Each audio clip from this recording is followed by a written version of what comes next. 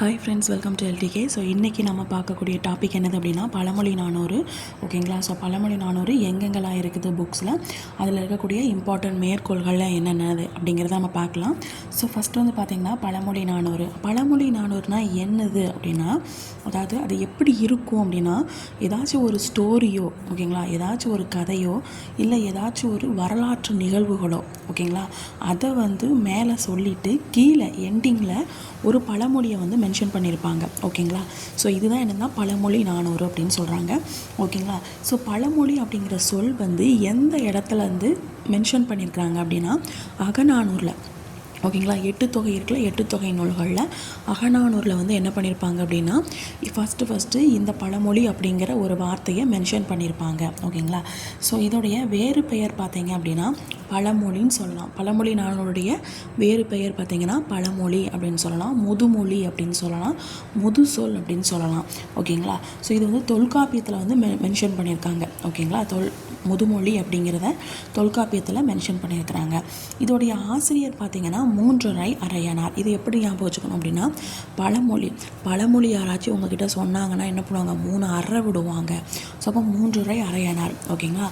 பழமொழி சொல்லும்போது சம்மணம் போட்டு தான் உட்காரணும். அப்போ சமண சமயத்தை சேர்ந்தவர். ஓகேங்களா? ஸோ அதுக்கப்புறம் 400 எத்தனை பாடல்னா 400 பாடல். அது மட்டும் இல்லாமல் பழமொழி சொன்னால் 3 அறை விடுவோம். அந்த உமன் பேர் என்னது, வெண்பா. நான் சீரியல் சொல்லியிருக்கேன்ல. ஸோ அப்போ வெண்பா தான் அடி வாங்குறாங்கன்னு ஞாபகம் வச்சுக்கோங்க. நெக்ஸ்ட் வந்து காலம் பார்த்திங்கன்னா 4ஆம் நூற்றாண்டு. அப்போ 400 4ஆம் நூற்றாண்டு. ஸோ அதுக்கப்புறம் பார்த்திங்கன்னா அடிகளும் எத்தனை இருக்குது, 4 அடிகள் வந்து இருக்குது. ஸோ அதுக்கப்புறம் இதில் வந்து சங்ககால புலவர்கள் பற்றி, மூவேந்தர்கள் பற்றி, மூவேந்தருடைய புராணத்தை பற்றி இதில் சொல்லியிருப்பாங்க. அப்புறம் கீழே எண்டிங்கில் ஒரு பழமொழியை மென்ஷன் பண்ணியிருப்பாங்க. ஓகேங்களா? ஸோ ரொம்ப முக்கியமானது என்னது அப்படின்னா, நிறைய ஓகேங்களா மிகுதியான வரலாற்று நிகழ்வுகளை எல்லாத்தையும் குறிப்பாக வச்சு சொன்ன ஒரே இது என்னது அப்படின்னா இந்த பழமொழி 400 தான் அப்படின்னு சொல்கிறாங்க. திருக்குறள் நாலடியாருக்கு அடுத்து இந்த பழமொழி 400 தான் இருக்குது அப்படின்னு சொல்கிறாங்க. ஓகேங்களா? ஸோ அதுக்கப்புறம் இப்போ பாடல் வரிகள் அப்படிங்கிறத பார்த்துடலாம். எண்டில் ஒரு பழமொழி அப்படிங்கிறது இருக்கும். இதை வச்சு தான் நம்ம என்ன பண்ணணும், ஐடென்டிஃபை பண்ணணும். ஓகேங்களா? ஸோ என்னென்ன பாடல்கள் பார்த்துடலாம். புக்கில் இருக்கக்கூடியது ஆற்றவும் கற்றார் அறிவுடையார் அஃதுடையார் அப்படிங்கிற பாடலை கேள்விப்பட்டிருப்பீங்க. ஓகேங்களா? ஸோ அப்போது அதில் லாஸ்ட் லைன் மேக்ஸிமம் வந்து உங்களுக்கு பழமொழியை கொடுத்து தான் கேட்பாங்க. இது பழமொழி 400 இல்லையான்னு கேட்பாங்க. அதோடைய மீனிங் என்னதுன்னு கேட்பாங்க. நான் வந்து பழமொழி 400 பழமொழி 400ல் இப்போ தான் கிளாஸ் வந்து ஸ்டார்ட் பண்ணியிருக்கேன். ஸோ அதில் 5 நம்ம டெய்லி பார்த்துட்ருக்கோம். ஸோ உங்களுக்கு வேணும் அப்படின்னா நீங்கள் அந்த இதை நீங்கள் என்ன பண்ணுங்க, படிக்க ஆரம்பிச்சுக்கோங்க. அது வந்து நீங்கள் நோட்ஸ் எழுதணும்னு அவசியம் கிடையாது. ஜஸ்ட் என்னோடய வீடியோவை பார்த்துட்டு போனாலே போதும். ஓகேங்களா? ஸோ அது ஸ்டோரி மாதிரி சொல்லியிருக்கேன். ஸோ கண்டிப்பாக மைண்டில் நிற்கும். ஏதாச்சும் ஒரு பழமொழி 400 கேட்டாங்களா அதுக்கு வந்து நமக்கு வந்து ஆன்சர் பண்ணுற மாதிரி இருக்கும். ஓகேங்களா? நல்லா கேட்டுக்கோங்க. ஆற்றுனா வேண்டுவது இல் அப்படின்னு சொல்கிறாங்க. ஓகேங்களா? இது எப்படி அமைச்சுக்கலாம் அப்படின்னா, ஷார்ட்கட்டில் எப்படி அமைச்சுக்கலாம் அப்படின்னா, இப்போ வந்து பழமொழி நான் தான் பழமொழி சொல்கிறேன்னு வச்சுக்கோங்க. நான் பழமொழி சொல்லிக்கிட்டே போனேன்னா எனக்கு சோறு எதுவும் எடுத்துகிட்டு போகணும்னு அவசியம் கிடையாது. ஓகேங்களா? ஸோ எனக்கு வந்து போகிற வழியிலே எனக்கு என்ன பண்ணுவாங்க, சோறு கொடுப்பாங்க அப்படின்னு ஞாபகம் வச்சுக்கோங்க. அதான் ஆற்றுனா வேண்டுவது இல் அப்படின்னா என்னென்னா, கட்டுச்சோறு வேண்டாம். ஓகேங்களா? பழமொழி வந்து கற்றுக்கிட்டவனுக்கு கட்டுச்சோறு வேண்டாம் அப்படின்னு சொல்கிறாங்கன்னு ஞாபகம் வச்சுக்கோங்க. ஓகேங்களா? ஓகே. ஆனால் உண்மையான மீனிங் என்னது அப்படின்னா, அந்த காலத்தில் நல்லா படித்து நல்லா பெரிய ஆளாக இருக்கிறவங்களுக்கு வந்து எந்த ஒரு வழிநடை உணவும் தேவை இருக்காது. ஏன்னா போகிறவங்களே அந்தந்த ஊரில் உள்ளவங்களே என்ன பண்ணுவாங்க அப்படின்னா வழிநடை உணவு கொடுப்பாங்க. ஆனால் இப்போல்லாம் அப்படி கிடையாது இல்லைங்களா?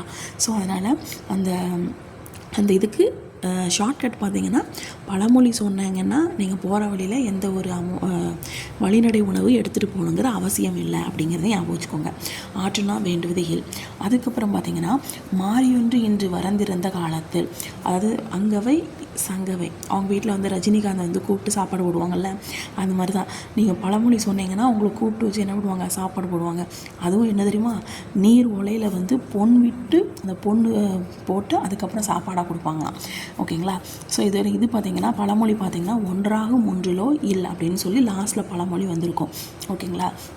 அதாவது பொருள் இல்லாத வீடு எதுவும் கிடையாது, அந்த அளவுக்கு எல்லா வீட்லேயும் பொருள் வந்து இருக்கும் அப்படின்னு சொல்கிறாங்க. ஓகேங்களா?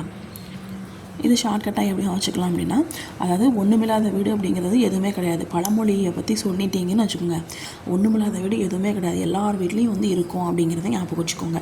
ஸோ அதுக்கப்புறம் பார்த்திங்கன்னா, நாடி நமரண்டு நன்கு புறத்தாரை தாமிருந்து நன்கு புறத்தாரைன்னு சொல்லி லைன் வரும். லாஸ்ட்டில் வந்து தாமிருந்து கோடு குறைந்து விடல் அப்படின்னு சொல்லி வரும். இந்த லைன் கேட்டாலோ இல்லை இந்த லைன் கேட்டாலோ இது எப்படி ஞாபகம் வச்சுக்கலாம் அப்படின்னா, பழமொழி சொல்லணும் அப்படின்னா அப்படியே நாடி நரம்பெல்லாம் தெரிக்கும். அப்போ நாடி நமரன்று பழமொழி சொன்னால் அப்படி நாடி நரம்பெல்லாம் தெரித்து அப்படியே ஒரு பயங்கர கோபமாக வரும். ஓகேங்களா? அது வந்து தாமிருந்து கோடு குறைந்து விடல் அப்படின்னா என்னென்னா, இப்போ வந்து ஒரு கிளையில் இருக்குது, ஒரு கிளையில் தான் உட்காந்துருக்க கிளையே தானே வெட்டுறதுக்கு ஈக்குவல் அப்படிங்கிற மாதிரி வரும். தாமிருந்த கோடு குறைந்து விடல் அப்படின்னு சொல்கிறாங்க.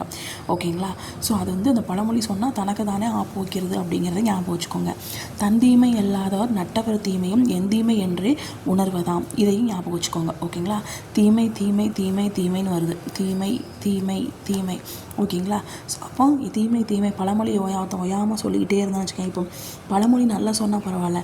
இந்த காமெடியில் ஒருத்தங்க பழமொழி கிடையாது, ஏதோ ஒரு வார்த்தைகள்லாம் சொல்லுவார்ல விஜய் டிவி காமெடியில். ஸோ அந்த மாதிரி பழமொழிலாம் சொல்லக்கூடாது அப்படிங்கிறத இப்போ தீமை தீமை தீமை தீமைன்னு அப்படின்னு ஞாபகம் வச்சுக்கோங்க. தீமை தீமை தீமை தீமையான பழமொழியில் சொல்லக்கூடாது அப்படிங்கிறத ஞாபகம் வச்சுக்கோங்க. ஓகேங்களா? ஸோ இதுக்கப்புறம் என்னதுன்னா இதனுடைய மேற்கோள். ஓகேங்களா? ஸோ இது கொடுத்து மேற்கோள்ங்கிறது தான் என்னது, இதுவும் பழமொழி மாதிரி கொடுத்து கேட்பாங்கள்ல. ஸோ அந்த இதை நம்ம பார்த்துடலாம். ஓகேங்களா? இப்போது இதில் வந்து பழமொழி நாணருடைய மேற்கோள்கள் பார்க்கலாம். ஓகேங்களா? ஃபஸ்ட்டு இந்த இதை பாருங்கள். 1000 காக்கைக்கு கோர்கள், 1000 காக்கை கோர்கள். இது எப்படி ஆச்சுன்னா, நீங்கள் பழமொழி சொல்ல ஆரம்பிச்சிங்கன்னா என்ன வருமா, காக்கா வந்து வரும். ஓகேங்களா? பழமொழி சொல்ல ஆரம்பிச்சிங்கன்னா என்ன வருது, 1000 காக்கா வருது. பார்த்துங்களா? மனுஷங்க வரமாட்டாங்க. நீங்கள் இப்போ பழமொழி சொல்ல ஆரம்பிச்சிங்கன்னு வச்சுக்கோங்க, 1000 காக்கா வரும். ஓகேங்களா? 1000 காக்கா. அடுத்து வந்து பார்த்திங்கன்னா, அணியெல்லாம் ஆடையின் பெண் அப்படின்னு சொல்கிறாங்க. இது என்ன அர்த்தம் அப்படின்னா, இப்போ நான் வந்து இப்போ ஒருத்தவங்க இருக்கிறாங்க அப்படின்னா, அந்த ட்ரெஸ்ஸு நல்லா நீட்டாக போட்டு அதுக்கு மேலே அந்த ஜுவல்ஸ் போட்டால் அந்த ட்ரெஸ்ஸுனால அந்த ஜுவல்ஸ் வந்து அழகாக இருக்கும். ஓகேங்களா? இப்போ இது நான் ஏதாச்சும் ஒரு ஜீன்ஸு டிஷர்ட்டு இந்த மாதிரி போட்டு அதுக்கு மேலே ஜுவல்ஸ் அழகழகாக போட்டோன்னா அது அழகாக இருக்குமா? இல்லை. அப்போது அந்த நான் போட்டிருக்க அந்த ட்ரெஸ்ஸு தான், ஓகேங்களா, அந்த ட்ரெஸ்ஸு தான் அந்த ஆடைக்கு இன்னும் கொஞ்சம் அழகாக கொடுக்குது அப்படின்னு அர்த்தம். ஓகேங்களா? அப்போ அணியெல்லாம் ஆடையின் பெண் அப்படின்னு சொல்கிறாங்க. ஓகேங்களா? இது வந்து ஒரு பழமொழி நானூறு. நான் 5 பழமொழி நானூறுன்னு சொல்லியிருக்கேன், அதில் இந்த இது வரும். ஓகேங்களா? ஸோ அது மட்டும் இல்லாமல் இறைத்தோறும் ஊறும் கிணறு. இப்போது பழமொழி சொன்னீங்கன்னு வச்சுக்கோங்களேன், அவன்கிட்ட அப்படியே அறிவு ஊறிக்கிட்டே இருக்கும், கிணத்துல தண்ணி ஊறுற மாதிரி ஊறிக்கிட்டே இருக்கும், சொல்லிக்கிட்டே இருப்பான் அப்படிங்கிறத ஞாபகம் வச்சுக்கோங்க. கடன் கொண்டும் செய்வார் கடன். இப்போ இது எப்படி வச்சுக்கோங்க, கடன்கிற வார்த்தையும் ஞாபகம் வச்சுக்கோங்க. பழமொழின்னு ஒருத்தன் சொல்ல ஆரம்பித்தான்னு வச்சுக்கேன், கடனை வாங்கியாவது அவன் கடனை அடைச்சாது எப்பா சாமி இனிமேல் பழமொழி சொல்லாத அப்படின்னு சொல்ல வச்சிடலாம் அப்படின்னு சொல்கிறாங்கன்னு ஞாபகம் வச்சுக்கோங்க. கற்றலின் கேட்டலே நன்று. பழமொழியை வந்து நீங்கள் அதை படிக்கிறத விட நான் சொல்கிறத நீங்கள் கேட்குறீங்களா, அதுதான் நல்லது அப்படின்னு சொல்கிறாங்க. குலவிச்சை கல்லாமல் பாகம் படும். இது எப்படியும் வச்சுக்கோங்க, குலவிச்சை குலக்கல்வி. ஓகேங்களா? குலக்கல்வியை நீங்கள் என்ன பண்ணுங்க, இந்த பழமொழியை நினச்சி படிங்க அப்படிங்கிற மாதிரி ஞாபகம் வச்சுக்கோங்க. குன்றின் மேல் இட்ட விளக்கு மாதிரி. இப்போது நீங்கள் பழமொழி மட்டும் கற்றுக்கிட்டிங்கன்னு வச்சுக்கோங்க, அப்படியே குன்றின் மேல் இட்ட விளக்கு மாதிரி அப்படி பிரகாசமாக இருப்பீங்க அப்படிங்கிறத ஞாபகம் வச்சுக்கோங்க.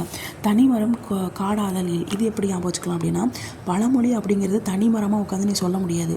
ஓகேங்களா? அது வந்து எல்லோரும் சேர்ந்து கூட்டமாக இருந்து சொன்னால் தான் அது ஒரு எஃபெக்டிவாக இருக்கும் அப்படின்னு ஞாபகம் வச்சுக்கோங்க. அப்போ தனிமரம் கிடையாது, காடு அப்படிங்கிறத ஞாபகம் வச்சுக்கோங்க. முள்ளினால் முள்கலை மாறி. இது எல்லாருமே கேள்விப்பட்டது. ஸோ பழமொழி நாடுன்னு கண்டுபிடிச்சிருவீங்க. ஸோ அப்புறம் என்னது, சூரியனை பார்த்து நாய் குறைக்குது அப்படிங்கிறத கண்டுபிடிச்சிருவீங்க. நிறைகுடம் வந்து குறைகுடம் வந்து கூத்தாடும், நிறைகுடம் தழும்பாது அப்படின்னு சொல்லுவாங்கள்ல.